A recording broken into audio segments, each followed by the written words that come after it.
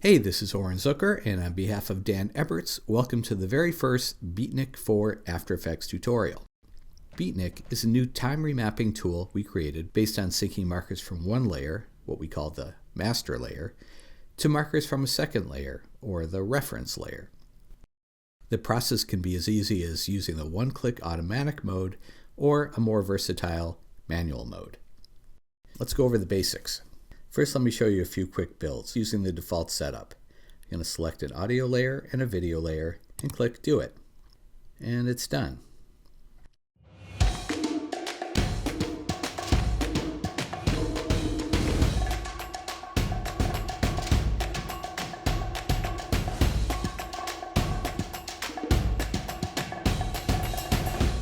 Okay, let's try another one. We're just going to switch the ease to back and see what happens.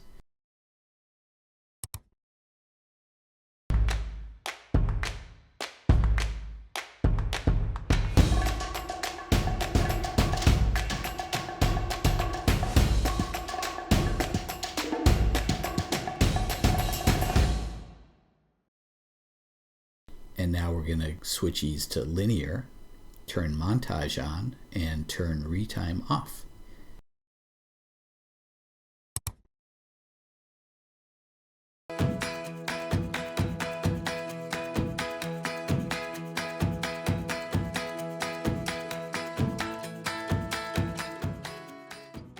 So you can see with a few quick UI changes, you can do some pretty cool stuff pretty quickly. Let me show you what's going on when you click Do It. Step 1. First, you have to select an audio layer. You can use any kind of audio as long as it has its video switch off. That's how it knows to use it as a reference layer. The timing of these markers will be used to sync the video to. Step 2 is select the video layer. Audio can be on this or not, it doesn't really matter. It's going to ignore it and turn it off anyway. This becomes the master layer, or the layer that you want to retime. Step 3 is click Do It. So what's going to happen is first Beatnik will pre-compose the master video layer and place it in a Beatnik folder in the project window and label it orange. If it's set to beat detect, it will convert the audio on the reference layer to keyframes, analyze it using the beat detection algorithm, apply markers to the original audio layer within the work area, and label it yellow. Then it will go back and delete the audio keyframes layer. As I mentioned, this is the reference layer. When that's done, it'll count the markers on the reference layer and apply the same number of markers evenly spaced on the master layer. Finally, it'll sync the two together, assigning each master marker a corresponding reference marker. The master markers don't physically move, they just virtually line up with the reference markers, thus retiming the master. You can adjust the timing by adding, deleting, or moving the markers. And that's it. That's the basic overview. Let's move on to the main UI breakdown. I'll go over the toolbox in another tutorial. First, markers. In automatic mode, markers can be created using the built-in beat detector, audio keyframes for use with trapcode sound keys, or the BPM mode. Both beat detector and audio keyframes work the same way, relying on your choice of two of Dan's audio analysis algorithms, represented by these waveform icons. The default algorithm is for tracks that has lots of transients of different heights. The other is for tracks with strongly defined beats. Select the one that best suits your track, or if one doesn't work, just try the other. The threshold slider will raise or lower the level the beat detector will use to identify a peak. The sensitivity slider is active only on the more complex algorithm. It's a secondary control that dynamically adjusts the threshold after a peak is hit, so other slightly lower peaks within its immediate vicinity don't get markers placed on them. If you want a more regular beat, select the BPM mode. It'll disable the sliders and activate a number entry box where you can enter the BPM. If you don't know what it is, click the info box here, where we'll post some online resources.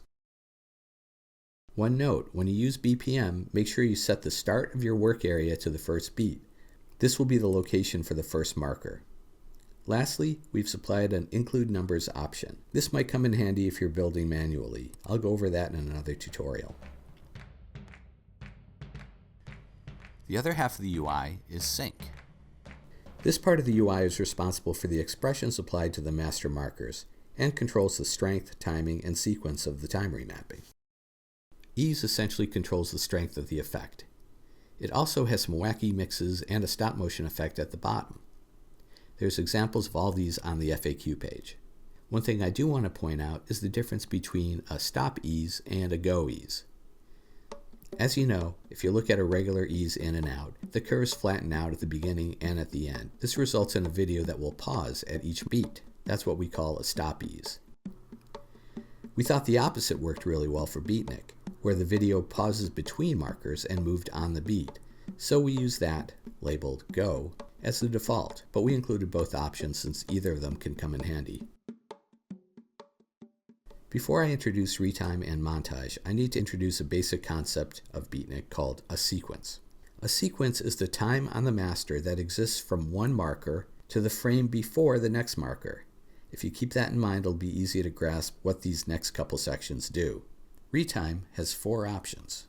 On, as you expect, squeezes and stretches the time so that the video will speed up or slow down based on the marker location.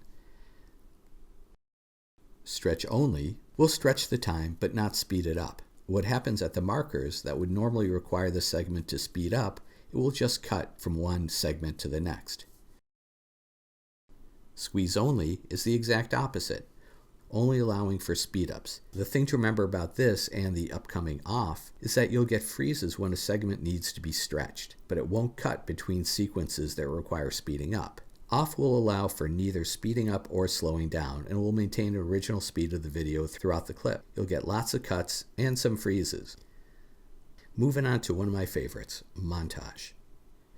This randomly reorganizes the sequence of the segments. Very cool if you need to do a quick edit, especially if your master has many cuts strung together, but will also work well with single clips too. And so that's the basics. I'm going to cover the manual modes and the toolbox in another tutorial. Anyway, I hope you enjoyed it. On behalf of Dan Eberts, I'm Oren Zucker. Thanks for watching.